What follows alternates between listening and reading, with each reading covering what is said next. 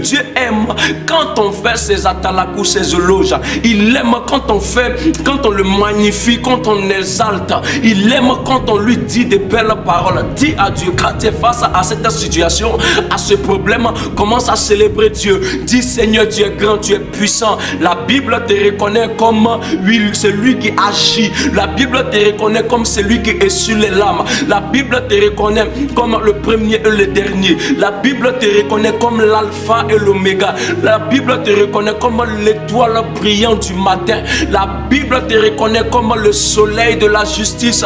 La Bible te reconnaît comme El Shaddai, le Dieu tout-puissant. La Bible te reconnaît comme El Eliom, El Roi. La Bible te reconnaît comme Jéhovah Sabaoth. Hello la famille, j'espère que vous allez bien par la grâce de Dieu. Évangéliste Bakayoko, fils du révérend apôtre Keke Nyava. Je viens en ce jour te partager un message qui va aussi bouleverser ta vie et qui va aussi t'aider à atteindre les objectifs que tu t'es fixés depuis longtemps au nom puissant de Jésus.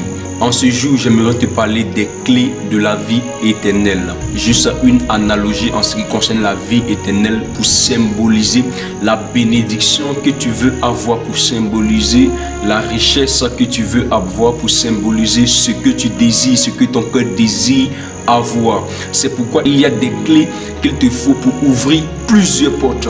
Depuis, tu te plains de savoir pourquoi est-ce que depuis les autres avancent et moi je n'arrive pas à avancer. Pourquoi est-ce que les autres évoluent et moi je n'arrive pas à évoluer. Écoute-moi très bien. Le problème qui se manifeste à ce niveau et tu ne peux pas évoluer, c'est qu'il y a des clés que tu n'as pas encore reçues. C'est pourquoi dans cette vidéo, je vais te présenter 5 clés pour ouvrir ton ciel. 5 clés pour ouvrir la vie éternelle qui caractérise la bénédiction, pour ouvrir les portes de ta bénédiction, de ta richesse, de ce que tu désires. La première clé pour ouvrir la porte de ta bénédiction, c'est ce qu'on appelle la parole. La Bible déclare dans le livre de Luc 10-19 que nous avons reçu le pouvoir de marcher sur les serpents et les scorpions et sur toute la puissance de l'ennemi et rien ne pourra nous nuire. Pourquoi est-ce que j'ai dit la première clé qu'il te faut pour ouvrir la porte, pour ouvrir ton ciel, c'est la parole? Parce que la parole caractérise et symbolise la puissance. La parole est un outil très important que Dieu nous a donné pour faire face à beaucoup de choses dans notre vie. Tu es face à une porte fermée. Quelle est la clé que tu dois utiliser? C'est la parole que Dieu t'a donnée. Quelle est cette parole que Dieu t'a donnée? La parole de dire et de parler à cette porte de la négativité, de quitter ton chemin, et cette porte là va quitter ton chemin au nom de Jésus. De parler à la porte de la stagnation et cette porte là va s'ouvrir au nom de Jésus. Tu as cette âme là en toi, mais tu n'uses pas de cette âme parce que tu ne savais pas que c'est une clé pour ouvrir ta porte. Écoute-moi très bien, la parole qui est en toi, use cette parole là pour enlever le problème sur ta famille. Utilise cette clé qui est la parole pour dégager la stagnation de ton chemin. La Bible déclare que le diable vient attaquer Jésus par la parole, mais Dieu aussi réplique aussi par la parole. Parole contre parole. Ils ont dit que tu ne vas pas réussir. Ça, c'est la parole qu'ils ont eu à dire. Mais quelle est la parole que Dieu t'a donnée pour contrecarrer la négativité de paroles qu'ils ont eu à rejeter sur toi? Quelle est la négativité ou même l'authenticité de la force qui est en toi? Ils ont dit tu ne vas pas réussir. Cette personne-là est qui pour te dire tu ne vas pas réussir? Ils ont dit tu ne vas pas évoluer. Cette personne-là est qui pour te dire que tu ne vas pas évoluer? Certainement cette personne a eu à user à travers sa parole. Mais la Bible déclare que le pouvoir et la vie sont au bout de la langue et quiconque l'aime en mangera les fruits. Le pouvoir de la parole, le pouvoir de la vie, le pouvoir de la mort est au bout de ta langue. S'ils ont déclaré la mort dans ta vie, toi aussi déclare la vie au nom puissant de Jésus. Qui t'a dit tu ne vas pas évoluer? Tes amis, est-ce que tes amis sont Dieu? Est-ce que tes connaissances sont Dieu? Est-ce que ces personnes qui sont autour de toi sont Dieu? Dieu. Dieu a dit tu vas réussir, tu vas réussir. Dieu a dit tu vas évoluer, tu vas évoluer. Mais en fait, le problème c'est que tu ne crois pas que tu vas évoluer et tu ne sais pas qu'il y a une clé en toi qu'il te faut pour évoluer. Et la première clé, c'est cette parole qui est la puissance, qui est l'autorité que tu dois utiliser pour être béni, que tu dois utiliser pour être régénéré, que tu dois utiliser pour être libéré. S'ils ont déclaré la négativité sur toi, arrête-toi sur tes deux pieds et déclare la bénédiction. Qui sont-ils pour déclarer la malédiction sur toi? Qui sont-ils pour dire que tu ne vas pas évoluer? Qui sont-ils pour dire que tu ne vas pas réussir? Qui sont-ils pour dire que tu ne vas pas entrer dans ta saison de gloire? Qui sont-ils pour dire que tu ne vas pas aussi connaître les meilleurs fruits dont l'Éternel a parlé que tu dois manger? Qui sont-ils pour dire de telles paroles dans ta vie? Écoute-moi très bien, la première des clés qu'il te faut, c'est la parole, l'autorité que Dieu te donne au nom puissant de Jésus-Christ de Nazareth. La deuxième chose qu'il te faut pour ouvrir ton ciel, c'est la prière. La prière, c'est parler à Dieu. La prière, c'est adresser des paroles à Dieu. J'ai dit dans l'une de mes vidéos que la prière, c'est le contact de l'humain à une autre divinité. Lui adresser cette parole qu'il faut. Oui, depuis combien de temps tu vois que les choses autour de toi ne vont pas bien? Mais quelle est la posture ou bien quelles sont les stratégies que tu mets en place pour que les choses puissent aller? La deuxième clé qu'il te faut pour ouvrir ton ciel, c'est la prière. La Bible déclare dans le livre de 1 Thessaloniciens 5 à partir du verset 17. Il dit, priez sans cesse, prie le matin, prie le jour, prie. L'Éternel a besoin que tu pries pour ta situation. L'Éternel a besoin que tu lui parles simplement pour ta situation. Tu souffres et tu es là, au lieu de te lamenter, parle à Dieu. Au lieu de te lamenter, prie le Seigneur. Dis à Dieu que cette situation-là change à partir d'aujourd'hui. La Bible déclare dans le livre de Matthieu 7 à partir du verset 7. Il dit, demandez et vous recevrez. Comment est-ce que tu demandes pour recevoir? Demande dans la prière. Demande à Dieu qu'il restaure ta situation. Demande à Dieu qu'il restaure ton problème. Demande à Dieu qu'il te fasse entrer aussi dans ta gloire. Demande à Dieu qu'il te fasse aussi entrer dans le travail. Demande à Dieu qu'il te fasse aussi entrer dans le mariage. Demande à Dieu qu'il te fasse aussi entrer dans la bénédiction que tu désires. Parle au Seigneur et dis-lui, Seigneur, mais voici, je refuse que ma situation soit comme cela. Je refuse que ma vie soit comme ça. Seigneur Jésus, tu as dit, Seigneur, de te demander et tu vas me donner. Je te demande, Seigneur, la stabilité. Je te demande, Seigneur, l'élévation. Je te demande, Seigneur, la restauration. Je te demande, Seigneur, la guérison. Demande à Dieu. Parle-lui parce qu'il lui dit, il dit de prier. La deuxième clé qu'il te faut, c'est la prière. Prie sans cesse pour ta situation. Prie sans cesse pour ton problème. Prie sans cesse pour que les choses changent. Prie sans cesse pour que Dieu intervienne au nom puissant de Jésus. Dieu t'a donné une bouche. Dieu t'a donné les membres pour prier, pour parler. Mais pourquoi tu es assis? Au lieu de te lamenter, prie le Seigneur. Prie le Seigneur pour ton sujet. Prie le Seigneur pour ton problème. Ne dis pas que Dieu ne m'entend pas. Non. Ne dis pas que Dieu ne m'entend pas. Ne dis pas que Dieu ne t'entend pas. Ne dis pas que Dieu n'écoute pas ce que tu dis. Ne dis pas que non, ne te dis pas, ne te fais pas cette allusion là, mais parle-lui seulement et tu verras qu'il va agir dans ta vie. Tu verras que cette deuxième clé va ouvrir ton ciel. La troisième clé qu'il te faut pour ouvrir ton ciel, c'est ce qu'on appelle la foi. Qu'est-ce que la foi? La foi, comme Hébreu le dit, est une ferme assurance des choses qu'on espère et la démonstration de celles qu'on ne voit pas. En réalité, pendant que tu pries pour ta situation, il y a une autre chose que tu dois activer. Il y a une autre clé que tu dois mettre à la serrure de la porte pour que la porte puisse s'ouvrir, qu'on appelle la foi. La foi qui est une ferme assurance des choses qu'on espère et la démonstration de celles qu'on ne voit pas. En réalité, dans ce passage d'Hébreu, Dieu veut nous enseigner les trois dimensions de ce qu'on appelle la foi, les amis. Et quand tu mets ces trois dimensions-là en application, situation, le sujet et la porte est obligé de s'ouvrir. La première dimension qui caractérise la foi, c'est ce qu'on appelle l'assurance.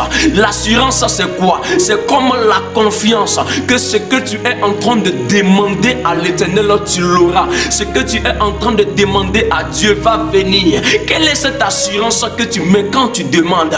Quand tu demandes à Dieu, est-ce que tu lui demandes avec l'assurance? Est-ce que tu lui demandes avec patience? Est-ce que tu lui demandes avec assurance? Est-ce que tu es sûr de la bénédiction que tu lui demandes? Est-ce que tu es sûr de la restauration que tu lui demandes? Est-ce que tu es sûr de la bénédiction? Est-ce que tu es sûr de la restauration que tu lui demandes? Est-ce que tu es sûr de la guérison que tu lui demandes? La deuxième dimension qui caractérise la foi, c'est ce qu'on appelle l'espérance.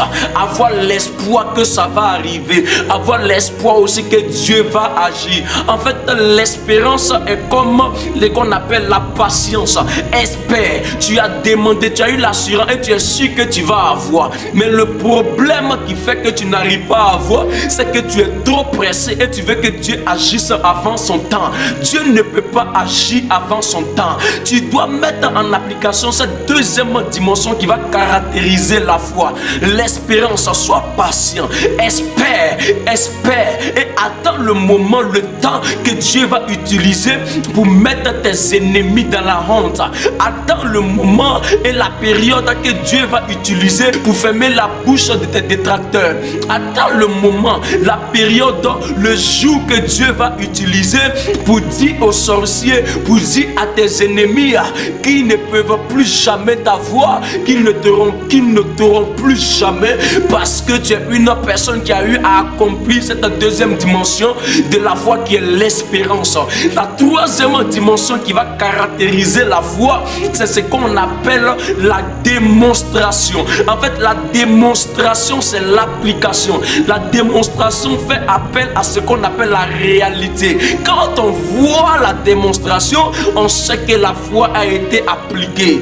Quand tu vois la démonstration, quand tu vois les faits, on sait que la foi a été appliquée. Les amis, manifeste cette foi-là, manifeste les éléments de la foi. Tu verras que ta foi sera authentique et Dieu va exaucer ta prière. Tu verras que ta foi sera authentique et Dieu va agir puissamment. Donc la deuxième clé qu'il te faut pour ouvrir ton ciel, pour ouvrir la porte, c'est la foi. Garde cette foi-là, garde cette assurance, garde cette espérance et tu verras la démonstration. Et tu verras que l'assurance et l'espérance vont donner résultat à la bénédiction que tu attends, vont donner résultat à l'élévation que tu attends, vont donner résultat à la guérison que tu cherches depuis longtemps, vont donner résultat à l'enfantement que tu cherches depuis longtemps, vont donner résultat à la prospérité que tu cherches depuis longtemps, vont donner résultat au succès que tu cherches depuis longtemps. Garde cette foi-là et tu verras que les portes te seront ouvertes au nom puissant de Jésus-Christ de Nazareth.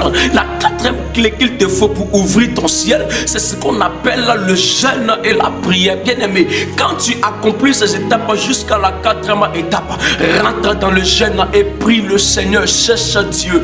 Dis à Dieu, Seigneur, tu as dit celui qui te cherche te trouve. Seigneur, je viens te chercher par le jeûne, je viens te chercher par la prière. On dit jeûne et prière. Jeûne, ne fais pas grève de faim, ne mets pas jeûne et tu vas te coucher, ne mets pas jeûne et tu seras à l'esprit d'attendre que le moment arrive où tu vas rompre le jeûne. Ne mets pas le jeûne où tu vas te coucher simplement et tu ne vas pas prier, mais mets le jeûne où tu vas prier le Seigneur, mets le jeûne où tu vas chercher Dieu. Jeûne et prie sérieusement pour la situation, jeûne et prie pour le problème que tu fais face, jeûne et prie et tu verras que le Seigneur lui-même va agir puissamment, oui, à ta requête, à ta demande, au nom puissant de Jésus-Christ de Nazareth. La cinquième clé qu'il te faut pour ouvrir ton ciel, c'est la louange et l'adoration. Paul et Silas louent Dieu et Dieu se manifeste. Quand tu es devant cette situation à laquelle tu fais face là, loue le Seigneur, célèbre Dieu.